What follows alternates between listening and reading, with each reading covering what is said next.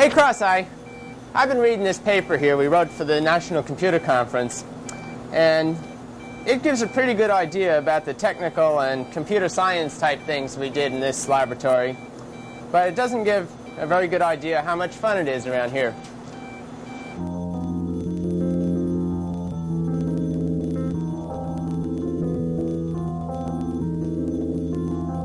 Give you a little tour of this laboratory in the chemistry department. We'll take you over the computer here. This single bay houses the graphics computer, and this down here, of course, is the PDP-1145 computer. Behind this panel is 28,000 words of memory. This here is the disk drive, the mass storage medium we use to hold pictures and macros and other information used to run the graphics system. Up here is the A to D converters, which allow us to use dials and knobs and sliders and other things to control images. From the computer's memory go wires that go over to the vector general. And as you can see, the vector general is capable of putting up images in real time, rotating them around. What we do there is point TV cameras at them. Little TV cameras like this, which you can move around and center and get different parts of the screen. And then, because color is much more fun than black and white, we run cables over this way to a very colorful person, Dan Sandine, inventor of the image processor. Now, the basic way we do things here is that we take images from the vector general, route them via cables to the image processor, colorize them, and tape record them. Now, this particular system is sufficiently flexible enough to be used in performance context. Live from Chicago, Illinois, it's Saturday night. Welcome to the second electronics visualization event. The first entity this evening is digitally done by Tom DeFonte and Drew Browning, analog by Barbara Sykes, and the audio by Sir Michael Sterling. The title of the entity, Circle 9, Sunrise.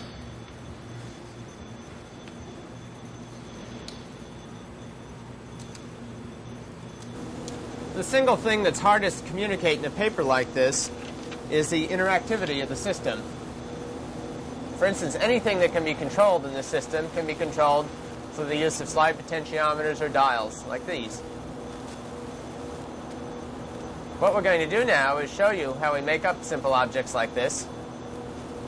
But first, you can see the room lights reflecting in the screen, so we normally work with the room lights off. The room lights are actually still off. What we've done here is put up some infrared lights, and Cross-Eye over there has an infrared sensitive camera, so we can show you the working environment of the room while we're actually doing things and still get high quality video without the room lights. The regular TV cameras are not sensitive to infrared light. First thing we have to do to show you how we make this little flying starch molecule is restart the system.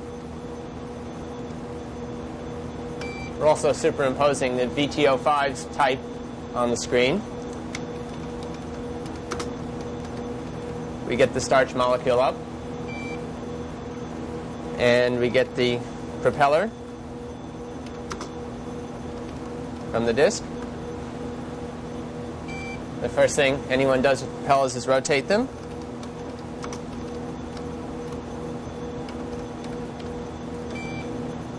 But that appears to be the wrong axis.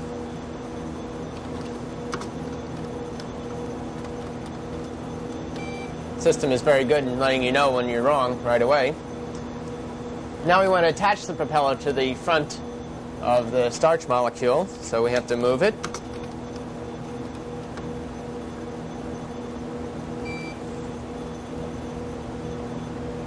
That's easily done. However, we have a problem with the z-dimension because we can't see it here. On this display, you can only see z-axis information when the object is rotating. So what we're going to do now is group these two things. And we're going to call it Dan. Grouping allows you to manipulate both objects independently and as a group. So we're going to rotate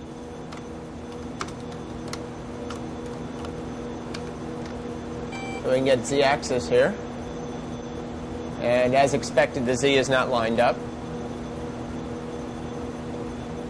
So we move it over like that. Now, no matter how hard we wiggle this, the propeller will not come off. Now we want to get it back to that kind of elliptical orbit we had before. So we'll use a multi-dial rotate. In this case, we're going to use the slider pods. And it's not quite arranged properly on the screen, so rather than move the TV cameras, we're just going to move the object. This time on the tablet.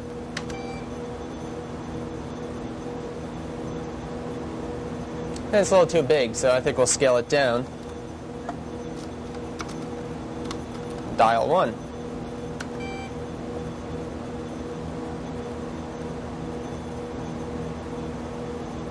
So we have complete control like we had before of speed and things like that. Now, although it's not particularly didactically or aesthetically important here, we very often break up objects into multiple colors because you do get more information that way. The way we generally get two colors in this laboratory is by using two TV cameras. And if you look here, one is pointed at a slightly different angle. Now we just move the prop until it's in the view of the other camera, and that's patched up to give you different colors. This is a situation in which color coding is important. This simulation of how TV works is done from a program by Dan Sandine, and as you can see when we rotate this around, it's difficult to get all the detail that's happening here. Now all we have to do is do the same trick we did with the propeller before. Line these images up.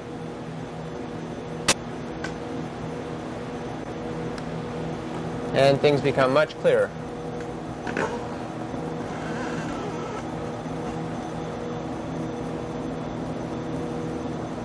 Remove some of the lines here so you can really see what's going on. We can also control the speed of the scan here.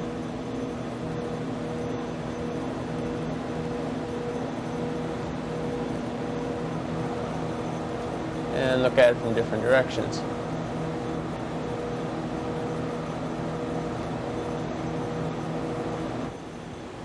As Tom DeFani pointed out, we point TV cameras at the vector general, and these TV signals, these standard TV signals, are sent along cables to the image processor here, where we modify and process the images. The output of the image processor is connected to a videotape recorder that you see here, which is actually making the recording that you are seeing. The image processor and video in general is highly interactive, so that in real time you can do things that can be done in standard TV studios, like a fade here to the Trifid Nebula, and then back. But the image processor, rather than being a special purpose device such as a special effects generator in a TV studio, is a more generalized instrument based on primitive processing modules, and by routing signals to various of the primitive processing modules, you can create certain electronic relationships between the signals which result in visual relationships. For instance, I think I'll take the flying starch molecule and make it circulate around the Trifid Nebula.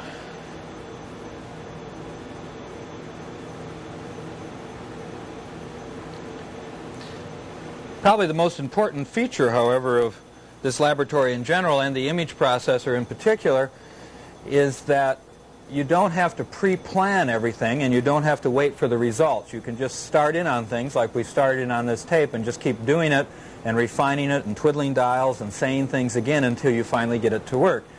And this is a style of working which people can achieve without such a high degree of practice as is required to be able to predict what the results of a particular decision are. Also, it makes possible the performance in the sense of a musical instrument. Actually, performances without audiences are what we do when we make educational videotapes.